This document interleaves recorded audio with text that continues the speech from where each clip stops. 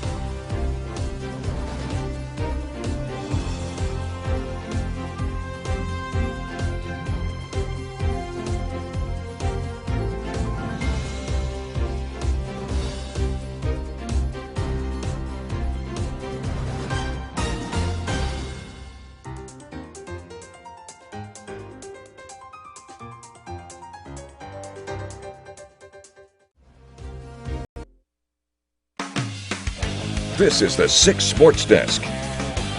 What a day we are having in high school sports. Honestly, one of the best days of the year for our athletes here in Mid-Michigan. Starting with a new state champion, the Lansing Catholic boys track and field team just holding off Saugatuck by 1 point to be crowned the Division III state champs. The Division I state track and field meet was taking place at Rockford High School, and our eyes were locked on Holt's Kellen Reed in the long jump. Reed launched himself 22 feet and 7 inches, which was good for first place after the first 2 rounds. But in the third and final round, Dimitri Robertson of Muskegon Mona Shores jumped over 23 feet to overtake first place, as Reed would finish in second in the state. Then not even an hour later, Reed would have to turn his attention to the 100-meter dash, and unfortunately that's when Reed would appear to injure his hamstring mid-race.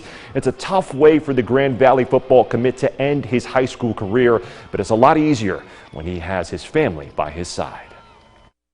I just appreciated them being for me in that time. I definitely needed somebody, and my parents were there, so I'm very thankful for them. I'm a little bit hurt mentally and physically, but it is what it is. Everything happens for a reason, so I know I'll come back strong over the summer and keep working hard to get back to where I was. Also in Division I, both East Lansing 4x200-meter teams put on a show. The boys featured Jeffrey Bridges, Jaden Patterson, Temi Okabanjo, and Donathan Patterson, who combined for a run a time of 1 minute and 28.29 seconds, which won the middle heat. But in the third heat, Detroit U of D Jesuit ran a time of 1 minute 28.06 seconds. So East Lansing lost out on a state title by 0.23 seconds. The girls relay of Janelle Brown, Ariana Bertley, Corinne Jones, and Kamari Hawkins ran a 1 minute 41 second race to take home a third best time in the state. In high school baseball, today is better known as District Championship Saturday. And since 10 a.m. this morning, our local teams have been battling it out. And out in Division I, where the Holt Rams beat DeWitt 4-0 in the early game. And Grand Ledge was making work of Waverly, winning that district semifinal 11-0, which set up a showdown between the two teams, Grand Ledge and Holt, which just went final. Holt defeating Grand Ledge 4-3. Our Sports Director Audrey Dahlgren is there shooting the highlights for the game. So we, of course, are going to have those highlights for you tonight on 6 News at 11. Staying in Division I over at East Lansing, the Trojans were feeling good. Tied at 1 going into the top of the 8th inning, the district semifinal against Brighton. But those good vibes didn't last long because the Bulldogs bats came alive. Jack Story there sneaking one into right center field. Trent Mayhew makes sure to stop on home plate with authority. 3-1 Brighton. And Elaine Petit decides to give one a ride all the way back to the fence and center a 2-run triple. And the Bulldogs are just getting silly with it because 2 batters later, Luke McCunick goes shopping to the gap in left center for a 2-run double. It was part of a 7-run top of the 8th inning for the Bulldogs. The Trojans weren't able to answer in the bottom of the 8th. Brighton wins it 8-1 the final, ending the Trojan season with a final record of 12-21.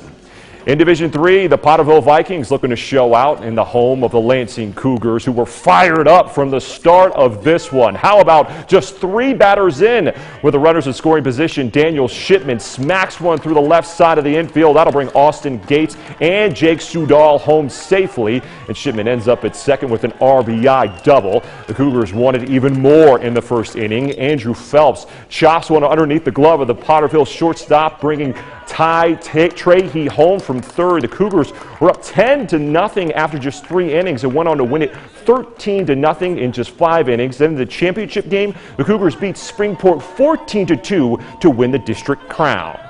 Our local baseball teams weren't the only ones having some fun today. Defending Division II state champs, the Owasso Trojans, the softball, were able to take care of business in both of their games, beating Williamston 6-0 in the district semifinal, then beating Hazlitt 6-0 in the district championship game. In Division IV, we had a pair of rivals battling it out for a district crown as Portland St. Patrick was taking on Fowler at Carson City Crystal. We pick up the action in the 6th inning.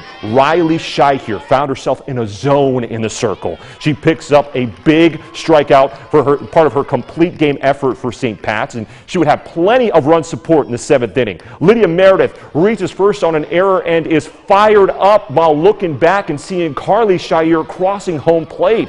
And a few at-bats later, Natalie Teachworth smacks a dirt devil to the shallow shortstop, and that would bring another run home for the Shamrocks as Portland St. Patrick goes on to win it 6-0 to capture its 2nd straight district title.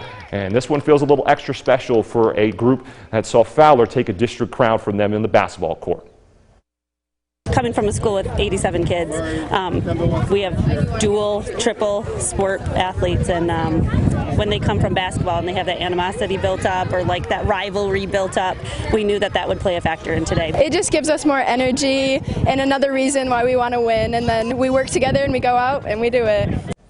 Let's check in on some other softball district championships. The Holt Rams are back-to-back district champs, beating Okemos 12-0 in 5 innings. And the DeWitt Panthers beat Waverly 9-1 to also be crowned back-to-back district champs. In Division II, the Ionia Bulldogs won their 4th district title in program history, beating Portland 12-9 in extra innings. Then the Mounties of Jackson Northwest took care of business against Eaton Rapids, winning that district final 7-0.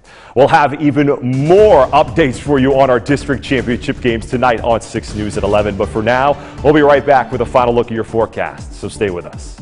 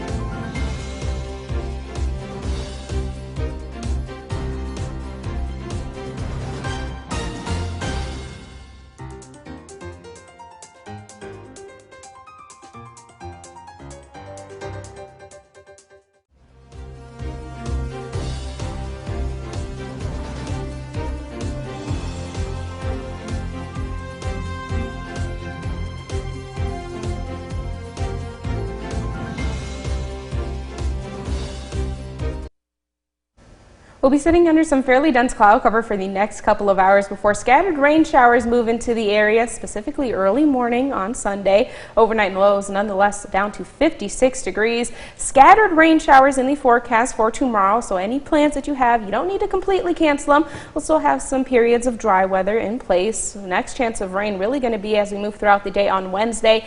And then after that, really looks like the dry weather is going to settle in. We'll be sitting in the low to upper 70s before we will finally see 80-degree temperatures return by the time we get into Tuesday of next week. So once we get through this week, by all means, I think everything is going to be A-okay. I know, Sarah, we talked about it. Low humidity is in place. Always a good thing. I think this is going to be, even with the rain, it's a fairly nice stretch of weather that we have here. Yeah, I think the biggest thing for me with rain is the humidity. So the fact that there's low humidity, Yes. I could do it. Especially in the morning when you get ready. Yes. You know, when that humidity hits your hair, Yeah, it's worse. that's not a Some pretty of you picture guys there. know about it, some of you don't. It's a lot. Right? It's a lot to deal with, but we won't be dealing with it, so that's There you good. go. There we But go. that'll do it for 6 News at 6, but we'll see you back here at 6 News at 11. See you then.